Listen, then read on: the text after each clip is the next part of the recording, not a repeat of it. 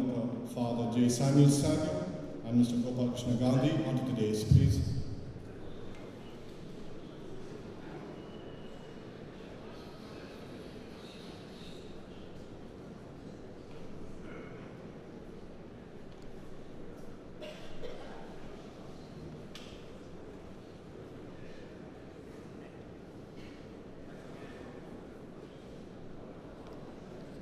There comes a moment in time when a community, a people, must pause and take stock of where it stands and where it is headed. 411 years ago, when India became independent, some Anglo-Indians chose to leave, others to stay on. Some sought out the horizons of the fathers, others trusted the heritage of their mothers. The future looked uncertain to both. Those who left found their feet and their flight in new lands. Those who remained found their windows and their wings in the new India. Today, those who left and those who remain reunite with joy in the land of their birth, if only for a moment. And then each will go their own way to carry on with their lives wherever they are until such an occasion arises yet again. The Anglo-Indian community is one, no matter where we are or whatever difference of opinion we may have. We salute those of the diaspora who have taken the trouble to come all the way to Madras to celebrate their Indianness, their Anglo-Indianness. It may sound cliché, but it is true. You can take an Anglo-Indian out of India, but you cannot take India out of an Anglo-Indian. We have no doubt that these children of the Raj will pass this inherent sentiment on to their great-grandchildren. We thank those who have come in from other parts of India to reaffirm their belief in things Anglo-Indian. Indeed, this is more than a reunion. This is a reaffirmation. Of course, we all do know that thanks to our genetic mix, we do not look alike. We have come out in an array of colors and characteristics. Our colors can range from double cream to wheat, to cafe au lait, to black as the ace of spades. Indeed, the Anglo-Indian is no respecter of skin color, or for that matter, economic status. You can tell an Anglo-Indian more from his or her talk. Look at him, his eyes are bigger than his stomach. What the bloody hell have I done? I told you she's an old fogard. But that's just on the lighter side. Not all of us may speak like this. We have at this symposium a distinguished list of speakers, dear friends, and an array of topics that would be addressed. In keeping with our theme, the Anglo-Indian, yesterday, today, tomorrow. And we would request you to switch off your mobiles or keep them in silent mode. If you have any questions to ask, please write them down on a paper which has been given to you and hand them over to our volunteers who will be standing nearby as the session goes on. And do mention the name of the speaker, your name as well as the name of the speaker whom you would like to reply to your question. So let's just kickstart the symposium, and it is my pleasure to introduce our first speaker. Dr. Yuta Charlton-Stevens is professor at the Institute of World Economy and Finance at Volgograd State University, Russia. He's a fellow of the Royal Asiatic Society of Great Britain and Ireland. Born in London to an Anglo-Indian father from Bangalore and an English mother from Northumberland, Yuta grew up in Hong Kong before returning to the UK, where he studied modern history at Oxford. He obtained his master's degree from the London School of Economics before returning to Oxford to complete his doctoral studies at St. Edmund Hall. Yuta has taught at Oxford University, the London School of Economics, and the Higher School of Economics in Moscow. Yuthar speaks Mandarin and Russian. His research is focused on Anglo-Indians, other mixed-race groups, racial passing and empire, and he has taught undergraduate courses on global, economic, and imperial history. He will be speaking on the journey of a community. Ladies and gentlemen, please give it up for Dr. Yuthar Stevens.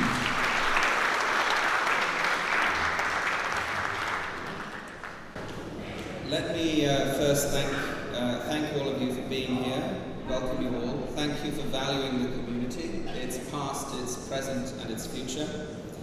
I may be a couple of weeks late for this, but I come to you in the guise of the ghost of Anglo-Indian Christmas past. We have a marvelous set of living and breathing speakers for you today. Anglo-Indian history has been a series of journeys through time and space, journeys of the mind, journeys of imagination, imagining ourselves as a community. It was, in the early days, a journey towards becoming a community.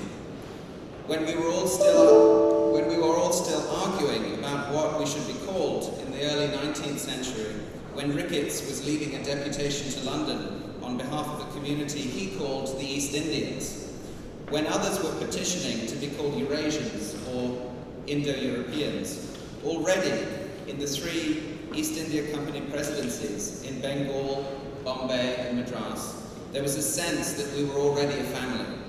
Petitioners in one city referred to those of another as our brethren. The Anglos in Madras referred to those descended like ourselves in Bengal. There was already the emergence of a common collective identity. In the late 18th century, the East India Company tried to ban Anglo-Indians from being employed in its service. But by the end of the next century, the company was gone, and the Anglo-Indians remained. We were still here, and we still are here, when the East India Company is but a memory faintly associated with tea. Then came the rule of the British Crown, the Empress of India, Queen Victoria, and once again, though British rule came and went, and despite the maxim, it rose and it set like the sun, still the Anglo-Indians are here.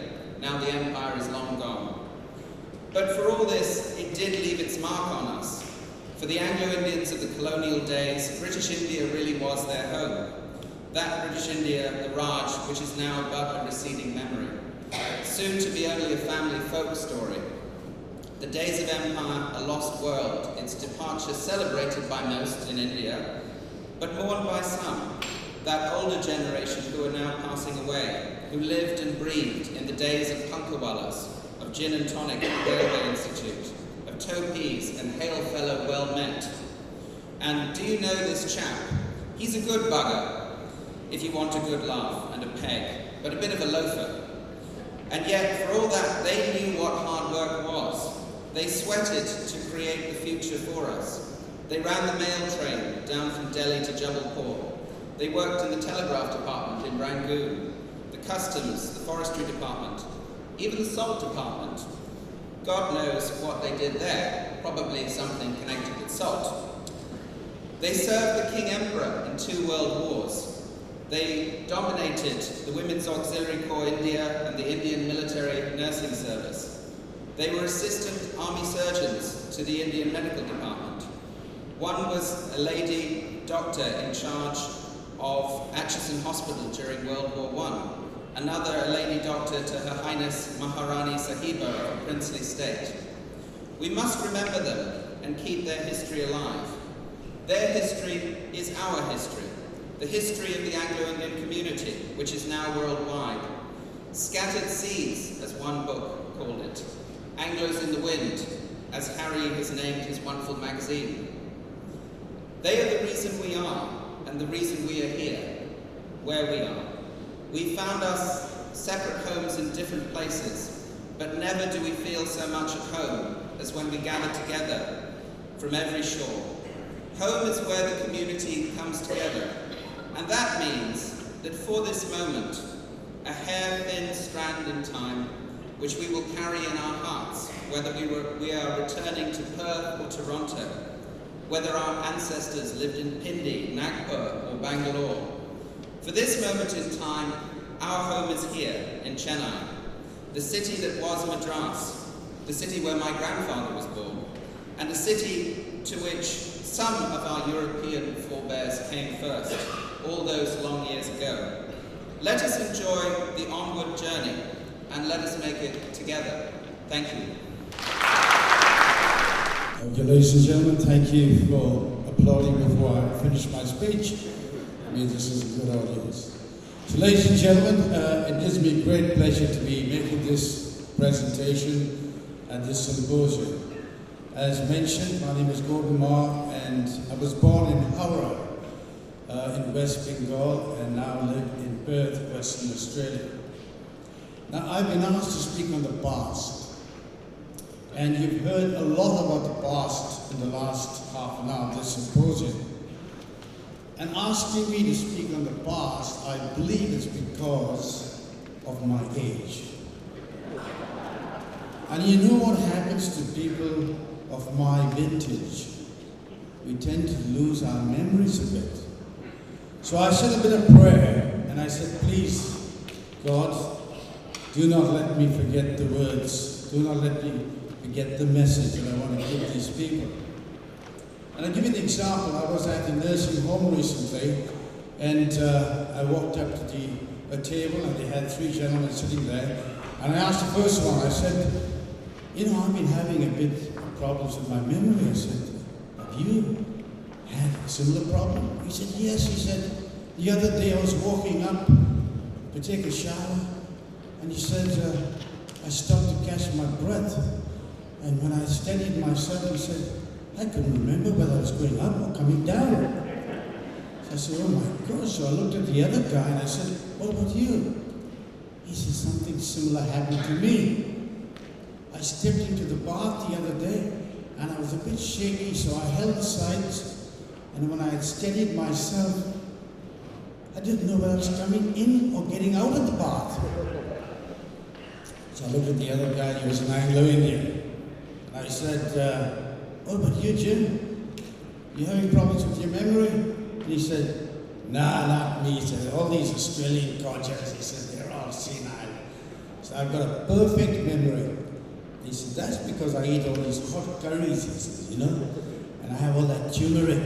It's a magic powder, he says. He said, so I have a perfect memory, he said. So thank God for that. And he banged on the table 3 times. And he looked around and said, was that knocking from the front door or the back door? So, but seriously, the longer I looked at our community and researched our community, the more I was reminded of the following proverb. And that is, how can a man know where he is going when he does not know where he has come from? And this adage has special significance for our community, because the more I looked at our history, the more I realized how little we knew about our own community.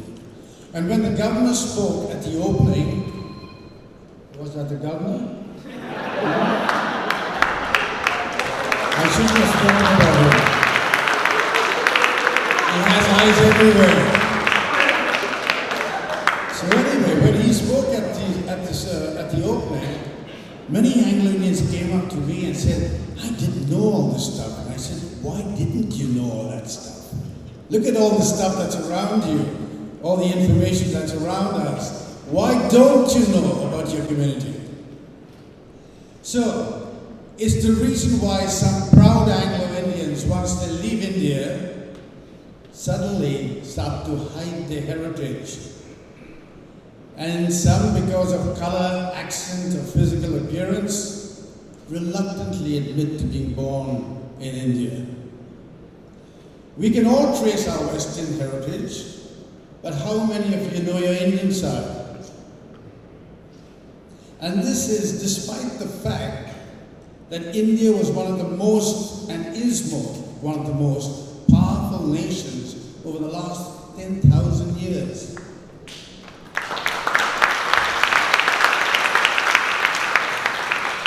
India was the richest country in the world when the British occupied it in the 17th century. The world's first university was established in Taxila in 700 BC. India invented the number system, including the zero. Calculus, trigonometry, and algebra came from India.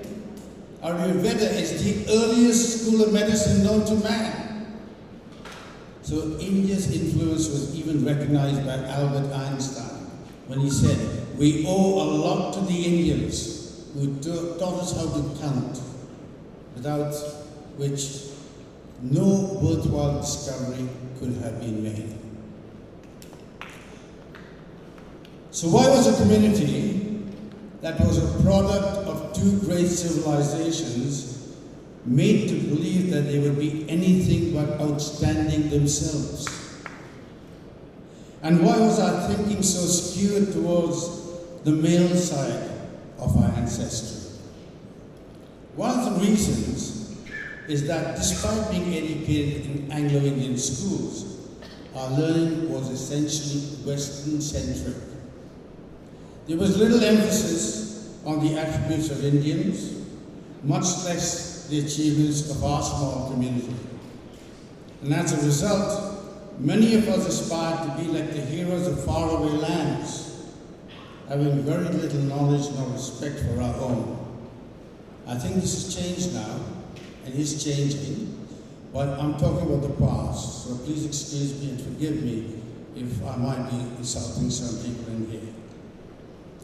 So a recent survey of a cross-section of Anglo-Indians for a study of the community revealed that not one of the interviewees knew the legal definition of an Anglo-Indian, nor had any Anglo-Indian heroes. So think about yourselves. Think about the people that you associate with. So fortunately, some of our earlier leaders like Cedric Dover, Kenneth Wallace, Herbert Stark, Frank Anthony, Fred Corbett, my own father, Reginald Marr, recorded the gallant history of our community. They told of a people who excelled in all walks of life. We learned that many of our men and women won the highest British and Indian military civic awards. And one of them, Andrew Fitzgibbons, was only 15 years of age when he was awarded the Victoria Cross. Skinner's Horse Regiment was legendary and acknowledged as the finest cavalry in both the Indian and British armies. Gardner's Horse, one of India's regiments today, was founded by an Anglo-Indian, Colonel William Gardner. After the Second World War, 16 Victoria Crosses were bestowed on Anglo-Indians, and 97 military crosses were awarded for acts of heroism. Warneford won the highest honours of two nations, the Victoria Cross and the Croix de Guerre. Robinson gained his VC through ending the Zeppelin attacks over London, and it goes on and on. So you saw some of the highlights of Anglo-Indian achievers, so I'm not going to go any further into that. We also read the scores of Anglo-Indians who excelled in sport, and Leslie Claudius, Les Payes, and Wilson Jones became household names. Our railways, largest in the world, was built and run by Anglo-Indians, and Percy Carroll gave his life in the call of duty. The best English medium schools in India were run by Anglo-Indians, and we've heard this time and time again. And so our history boasts of scientists and engineers, lawyers and judges. And the boy genius De Rosier was instrumental during the call for independence. And of course we have the only Indian canonized saint to date, Saint Gonzalo Garcia. The social scene was dominated by Anglo-Indians, as we all can attest to, and we heard about Cliff Richard and Engelbert Humperdinck. And at the concert yesterday, we heard and saw the talents of so many wonderful Anglo-Indians. And they were given the opportunity overseas, they were to make their marks also. Now, as I was asked to speak on the past, I will not dwell on the journey in other lands. Suffice to say that a survey in Australia of migrants found that the most successful migrants in Australia were Indians, whose mother tongue was English. Anglo-Indians by another name. So, besides possessing immense talent, Anglo-Indians are renowned for their generosity and hospitality. In 1998, my wife and myself went to Bangalore for the reunion, and we took our son, who was born in Australia. And he has a Dutch wife, and she stands out like a beacon when she walks through the streets of Calcutta. So we took them back to the land of our birth and the city of our birth to give them an experience of life there. And on the first day, they were actually overcome by the noise, by the smells, by the congestion of the land that we called our home. And they sat back in the taxi in stunned silence while we pointed out, famous places and places that we would actually frequent when we were young. And on one of the days, I took him to see a relative, and that relative, to our surprise, was living in a godown, and that person had no electricity, no toilets, living in a godown, and his bed was propped up on bricks. And we walked in there and surprised him. And he looked at my son and he said, your grandfather, that means my dad, is a very good man. And he said, yeah, I know. He said, no, he sends me money every month. And if he didn't send me this money every month, he said, I would not be able to help the poor. And my son came out there choking back tears because he could not understand that this person living in a godown with no electricity, no toilet, was talking about helping the poor. Because in his context, he was rich. And so when they went back to Australia, I timidly asked them, I said, did you enjoy your time in India? Feeling that we had made a mistake actually bringing them back to Calcutta, especially because, it completely overwhelms. And he said, I'd love to go back. I said, go back? I said, where? He said, I'd like to go back to Calcutta. I said, why? He said, actually, I'd like to go back to India again. And he said that recently when we were living. He said, I'd love to be there again. And I said, why is that? He said, because of the hospitality, of the generosity of spirit. He said, they have so little time. Some of them have so little, but they're prepared to give you the last of what they have. And that's something, when I heard that, I realized that we must instill into our kids, even those that don't come back to Australia, to India, this spirit of hospitality and community spirit. So I will close with a poem written by my late father, Reginald Marr. And he wrote, when I die, weep not over me. For my dead ears no cry will hear, and my dead eyes will see nor tear, and my dead heart will neither know nor need thy sympathy. I now live. Bring to me your smile. With my transgression bear a while. The dead will sink into the dead, but cheer the living years. My father through his poem urges us not to weep over the past, but to rejoice in the present. And I'm sure that we will do exactly that at this reunion, as we have much to celebrate. I would like to thank you all for your attention, and to God for having kept my memory sound. Touch wood. Was that Martin from the back door or the front door?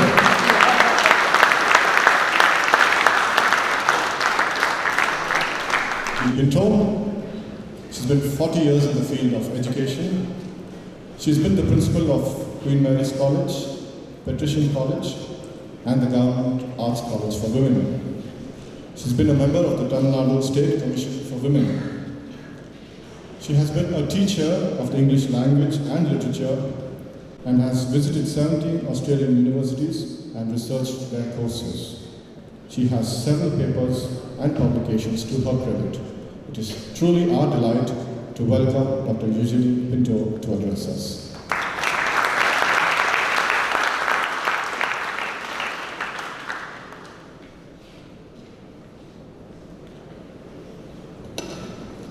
Thank you, Richard. Distinguished fellow speakers on the stage, distinguished members in the audience, good morning to one and all here. My paper, as Richard said, he wasn't very sure where I was taking you all. I've called it Some Young Anglo-Indian Women Achievers of Chennai. Let me begin by thanking Harry MacLure and Richard O'Connor for giving me this opportunity to address this August gathering here today. The theme of this symposium got me thinking about what I'd like to call the resurgence, the renaissance, and the reinvention of our community as it evolves into its transnational dimension and yet retains proudly its Indian identity. This microscopic, multicultural, pan-Indian community has had men and women who have distinguished themselves in various fields and have contributed immensely to the growth and development of independent India. There has been a recent resurgence of scholarly interests in Anglo-Indian studies the world over, evidenced in Chennai by the 2 conferences on Anglo-Indian studies held at IIT Madras, and the existence of an exclusive international journal of Anglo-Indian studies edited by Robin Andrews, who I'm sure is here in the audience today. Not to mention a number of doctoral theses on the subject as well. Harry has also included a session on Anglo-Indian research during this 11th Anglo-Indian meet, and I'm looking forward to that as well, for it will showcase the kind of studies that are being conducted on our community at present. This bodes well for the community, but more needs to be done. There is a need for more research on the Anglo-Indian woman and the crucial role she has played and she continues to play in nurturing the community, especially in the 21st century. Where is the real Anglo-Indian woman today? Who is she? Where is she going? What are her goals and what is her vision for the future of the community? Relevant questions that I cannot attempt to answer in this short presentation, but I do hope my audience today will appreciate the road less traveled that a few of them have chosen and applaud the new horizons they have attempted to explore with remarkable success. These young women all have something important to say about the community, and if time permits, we may be able to read and listen to what they have to say. These young women achievers of Chennai are in one sense pathbreakers like their maternal ancestors, who in colonial and early post-colonial times were the first to take up careers in teaching, defense, post and telegraph, office management, and nursing, to name a few. They formed an indispensable part of the workforce in India. Today, young women have taken that early liberation and emancipation to a new dimension. They are reinventing themselves and the community as they evolve in their successful careers in India and abroad. My paper is actually an appraisal of their achievements rather than an outcome of scholarly research, and it is an attempt to showcase a few of these young stars, as I would like to call them. It is a work in progress on profiling the young Anglo-Indian woman of today as a woman who wears many hats, possesses a high intellectual caliber, a woman of substance, a multitasker, predominantly one for whom there is no perceivable glass ceiling to shatter, as she is already reaching for the stars. Now I would like to start to break my talk and introduce you to a couple of these young achievers through a PowerPoint presentation. May I have the video presentation by Maria Cheryl Fernandez. Maria Cheryl Fernandez is Associate Partner at McKinsey & Company, USA. But this young woman did all her education here in Chennai and in Bangalore. and she is a credit to the community. So I would like you to just listen to what she has to say. Agriculture and Nutrition Business of Auckland, New Zealand. And she's the Asia Pacific Director of Visionary Science in Frost & Sullivan. Because of the time limit, I was supposed to cut down the next two videos, but I'm sure they'll be made available to our audience at some time during the day or during the rest of the week. Can I have the next presentation? This one is about Dr.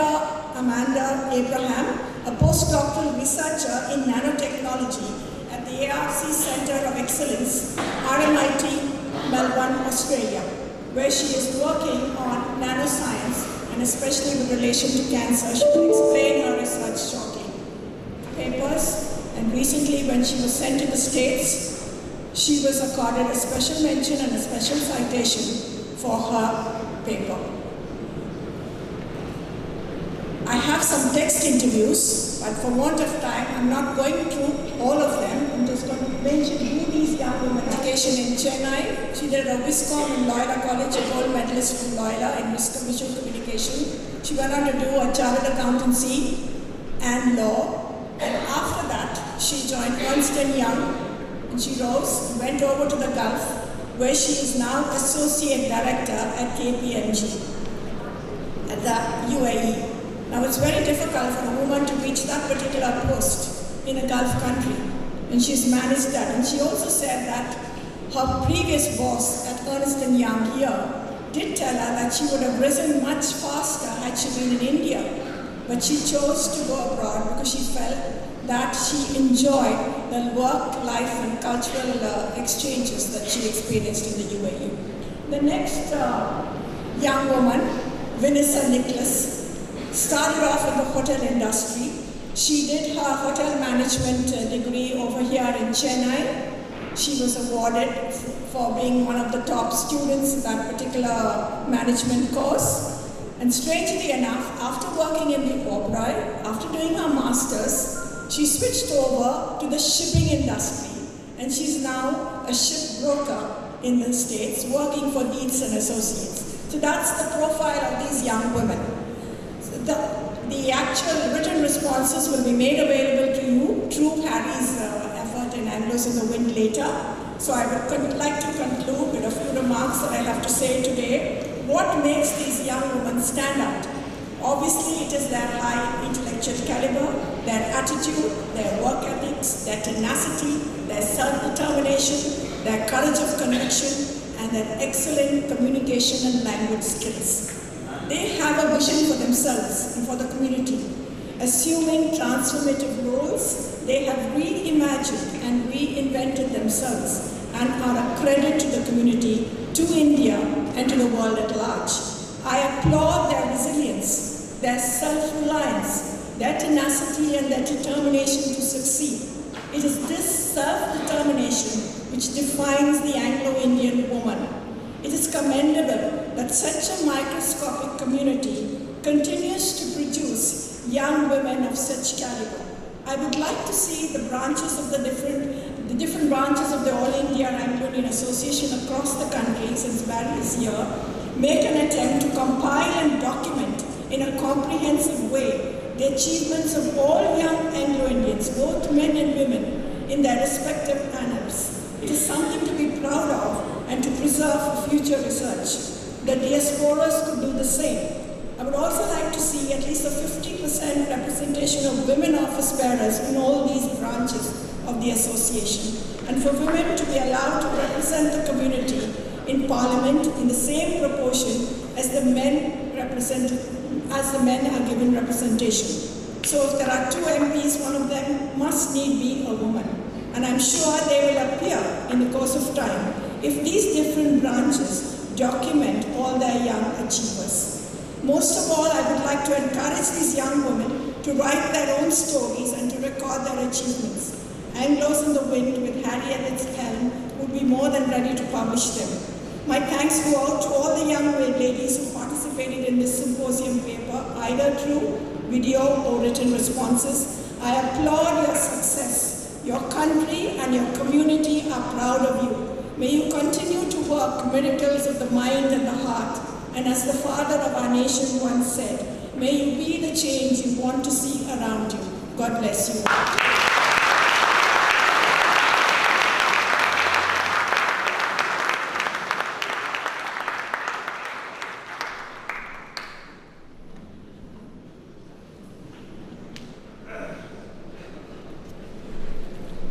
Thank you, Professor Eugenie Pinto. That was truly optimistic, forward-looking, and really drawn out in good light what our youngsters are doing, not only in India, but above all in the diaspora. Ladies and gentlemen, I'm not sure if our next speaker, Dr. Bernard Sami, has come in. He hasn't, so we'll move on to the community and the church. As you know, we've had a pivotal role in the church over the years, and I don't want to say anything further because I'm sure Reverend Dr. Father J. Samuel Savio will share his experiences and his thoughts on this topic. Welcome, Father Savio.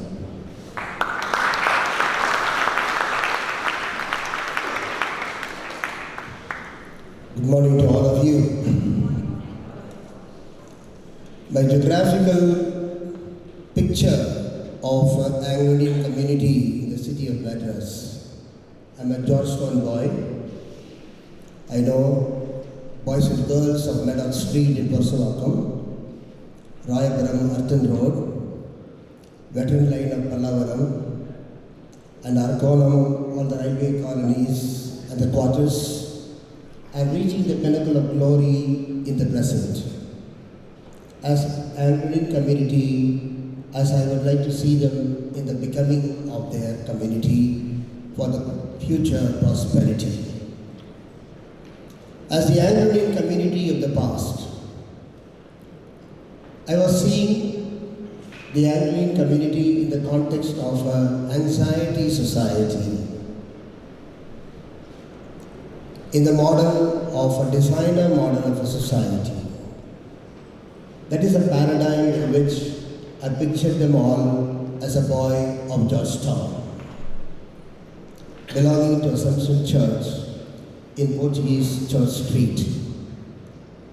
The whole street was of an Anglo-Indian settling, and we could feel a Christian atmosphere existing in that street, leading to Francis Xavier Street, Francis Turin Street. How I look at them as an anxiety model of a society. They were known for popularity, likability, and employability. In our own contemporary situation, we could feel everybody was likable, popular, and employable wherever they were actually placed, and doing to the maximum amount of their ability, investing all their talents and skills for the building up of an institution, be it a school, be it railway service, be it a bank. We could see them all growing and prosper because of these three concepts of likability, employability, and popularity. The designer model of a society comes from one particular TV serial I was watching in Washington, D.C. as a doctoral student of Catholic University of America. One particular serial concerning Starkist Company. Starkist searching for the best of tuna available in the ocean. Charlie, the hero of the Starkist serial, wanted to draw the attention of the fishermen. But the fisherman eluded Charlie. How dare you can elude me all? How dare you cannot catch me? I am the best of tuna available in the ocean. But to its query, the fisherman politely answering, Charlie, we don't need the fish that has a good taste. We are going after the fish that tastes good. The fish that tasted good during my own boyhood was only the community of Anglo-Indians in the situation we lived, because of their own permanence and stability and determination which they could invest slowly after 20 years of my evolutionary understanding of this community. That was the being of the community. Likeable, employable and popular. After 25 years, when I became a priest, traveling to all the parishes and giving sessions, conferences and seminars, the participation of these community members projected the image of the community totally different. This is a community in the becoming process. This is a community that becomes stable. This is a community that is determined, because there was no conferences held in the history of the church, Indian church, promoting the good or the well-being of this community, accepting few Anglo-Indian schools that were functioning with several certificates obtained through the Anglo-Indian girls and boys, beginning from Beats, Church Park, Kevin's, Royal Room, Aloysius Presentation of Reverie, and St. Anthony's, and Columbans. All these girls and boys were shining like anything in their own skills and talents. They were getting all the medals and cups and certificates to the institution for the glory of this institution. They invested their labor, invested their talents and skills, and proved that they are becoming determined, stable, decisive, and hence responsive. That was the evolutionary understanding of this community in my perspective. As I have stated, how the community was in its being with likability and also employability and popularity, becoming a community of stability, decision-making capacity, and also very determined in what they were doing and what they want to do, what they ought to do. They could show the difference between the way things were and the way things ought to be. That's how the evolutionary images of the Anglo-Indian community grew in me. What I would like to suggest for betterment of this Anglo-Indian association and the community for the future, we have to pass from a lifestyle in order to change the style of life. That depends on three principles that flow from the social doctrines of the church, beginning from 1891 up to 1991. 100 years of encyclicals, three principles will be of help to Anglo-Indian community in order to invest for a betterment and the prosperity of this community here and abroad. The first, the principle of subsidiarity. Any community member must help the other. The word subsidiarity comes from the Latin etymological understanding. Subsidium means help, aiding. We have to help each other with a sense of belonging and a sense of responsibility towards the other.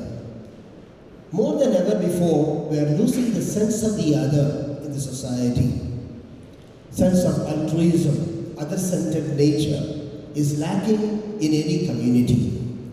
For that matter, we have to invest our labor, skills, talent to stand by the other. We must grow with a sense of the other, thus promote a sense of altruism for the growth and the prosperity of Anglo-Indian community. Secondly, common good, the principle of common good must gain priority in our own brains hearts. Common good is not the sum total of individual good. According to the Benthamite formula, for example, common good is not, according to economics, the Benthamite formula, the greatest happiness of the greatest number. Numerical majority's good will never be common good. In the third way of looking at the common good means welfare of everyone. I belong to the other, she belongs to me, she belongs to my community, I have to stand by the other, stand with the other, stand for the other, must be the sense in order to promote the progress of everyone, must be our priority. Progress of every member of this community must be our priority. Thirdly, we must promote the principle of solidarity.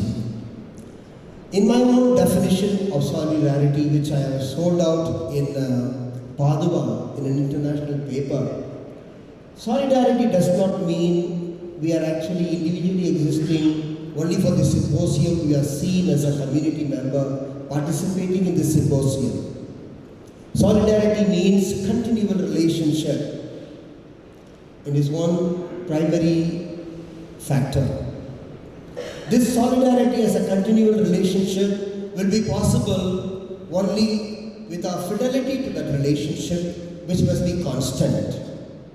Fidelity to the relationship, which should be constant. Thirdly, solidarity means our own reciprocity with a sense of accountability to each other. We must be reciprocal, mutual in our understanding, with a sense of accountability to each other. Otherwise, we will be held accountable.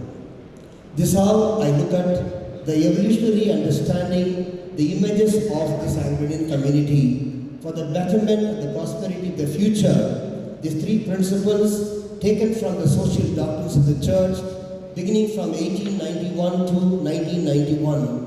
This will be the summary as a conclusion which I would like to leave for your reflection. We must stay together. We must have a sense of the other with a sense of subsidiarity. We must also promote common good because we should not seek our individual good. We must seek the good of all, the progress of all, the universal progress as our own principle. Thirdly, we must promote a sense of solidarity. The greatest strength and the bonding must be getting stronger and stronger with a continual relationship, fidelity to that relationship, and reciprocity with a sense of accountability to that relationship. I take this opportunity to thank Ghana for having given me this opportunity to address you all on church and community.